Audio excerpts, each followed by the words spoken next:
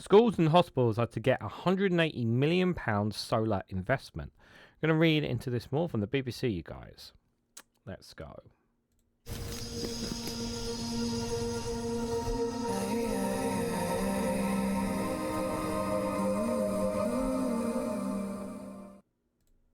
Good morning, good afternoon, good evening, wherever you are in the world. This is Reganelite here with an article from the BBC with the headline: The schools and hospitals are to get £180 million solar investment. Hundreds of schools or hospitals across the UK are set to receive £180 million for solar panels from the government. It's a new state-owned energy company. Guys, while you're here, make sure you hit that like button and share it across social media so others are notified of this video. I will say that this is a good thing, and I think if you're somebody who believes that what's happening in the world, if you are someone with common sense that is seeing what is happening, whether in terms to our climate, with our needs to go more for green energy, considering that our energy bills right now are steamingly rising because of our reliance on fossil fuels, still on gas and gas.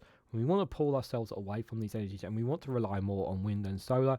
This is a good step in the right direction. And I also say it's even better from this perspective of when we're talking about schools and hospitals. Their bills are so expensive. It's an absolute given that these schools and hospitals should be getting solar panels on them. People can go on and on all we want about how that we're not as sunny or as clear skies as Spain or whatever. It still saves money. It still makes a difference. It still reduces their energy bills, and that's what they will do. And schools and hospitals in particular need them. Now, let's not take away from the fact as well, it's very important to point this out as well, is that we still have a lot of schools and hospitals that have crumbling infrastructure with them because of RRAC, retro auto-fitted concrete, that still needs to be dealt with. We've discussed that on this channel as well. So there's still a lot of that needs to be dealt with. So while I welcome this investment, we still need to be dealing with some of the school buildings, some of the hospital buildings that are crumbling, and that not enough of that it still needs to be tackled and engaged with. And my hope is that by the end of this first term of Parliament, that most of these schools, at least most of them, will have been dealt with regards to this. So well and good wanting to build new hospitals and new schools, but dealing with the ones that we have right now should also be it should be a major priority on that. So let's read a bit more into this, you guys. So the first major investment from Great British Energy was announced on Friday as part of the government's efforts to reduce the country's planet warming emissions. The move was welcomed by the schools leaders' unions and NHS providers, who said it would help to manage the enormous financial pressures of energy bills. But Andrew Bowie, the Shadow Energy Secretary, said the government's net zero plans would make the country poorer. I'm not sure how it would make it poorer, but okay, let's just assume what he's saying there. Right, okay.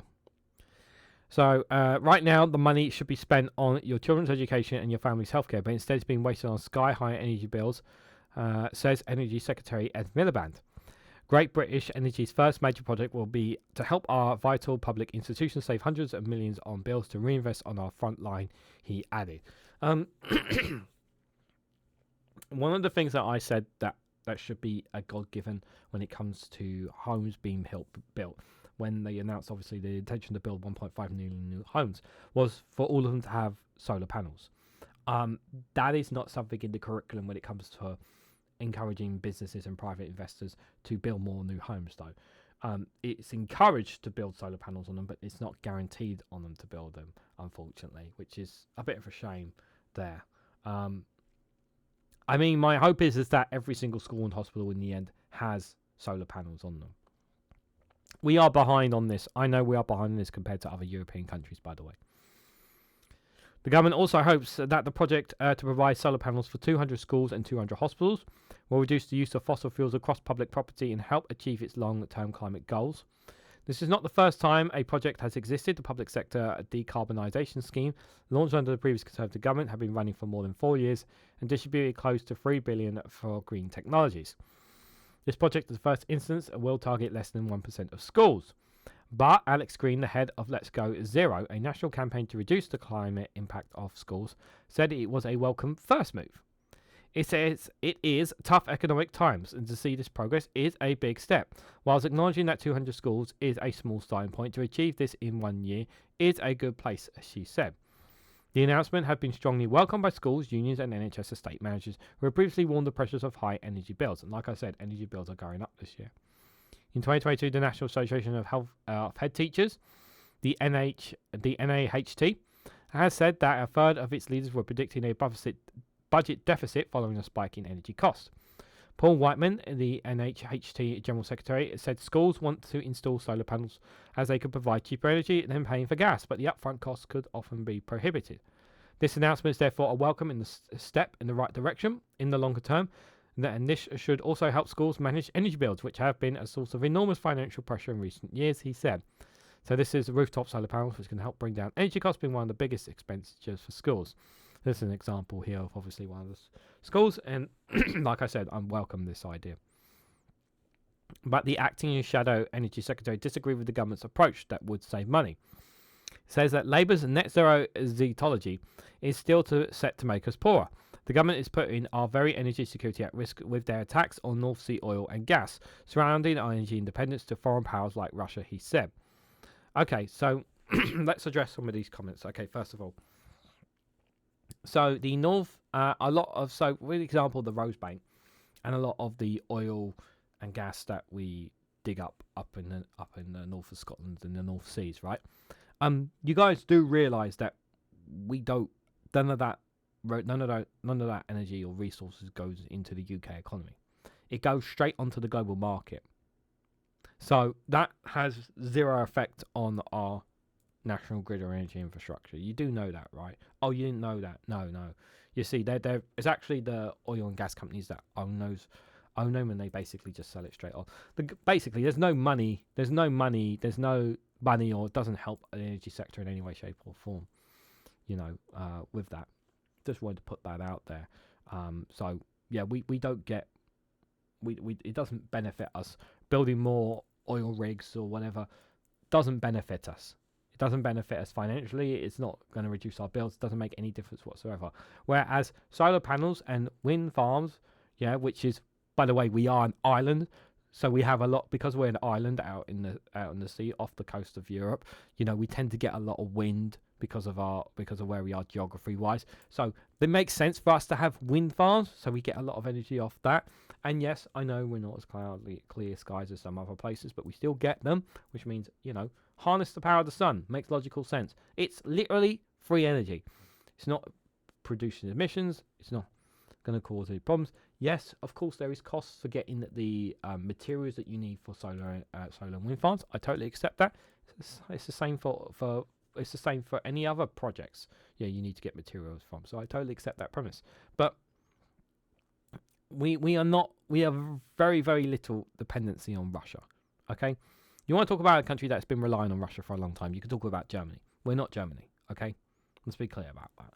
It's this attack where he's saying it's going to make us poorer. It's nonsense. Okay. However, energy experts have said that investing in renewable energy could reduce this reliance on imports. Jeff Ralston, energy analysis at the think tank Energy and Climate Intelligence Unit, said that this GB energy funding is an investment into energy security, and solar panels lower the amount of gas that we need to import from people like Putin. Yeah, we do. It like I said, it's low. It's a very low amount. Okay. The first solar panels are expected to be installed at the end of the summer, and the government said it would focus them in areas of the highest need, which is good.